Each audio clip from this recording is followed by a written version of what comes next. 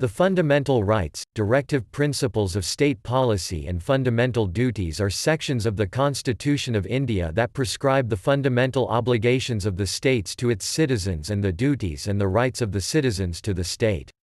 These sections comprise a constitutional bill of rights for government policy making and the behaviour and conduct of citizens.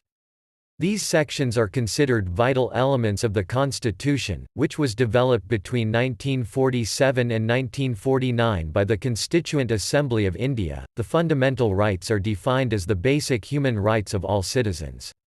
These rights, defined in Part 3 of the Constitution, applied irrespective of race, place of birth, religion, caste, creed, or gender.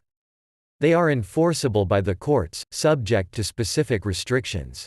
The Directive Principles of State Policy are guidelines for the framing of laws by the government. These provisions, set out in Part 4 of the Constitution, are not enforceable by the courts, but the principles on which they are based are fundamental guidelines for governance that the state is expected to apply in framing policies and passing laws. The fundamental duties are defined as the moral obligations of all citizens to help promote a spirit of patriotism and to uphold the unity of India. These duties, set out in Part 4A of the Constitution, concern individuals and the nation. Like the Directive Principles, they are not enforceable by courts unless otherwise made enforceable by a parliamentary law.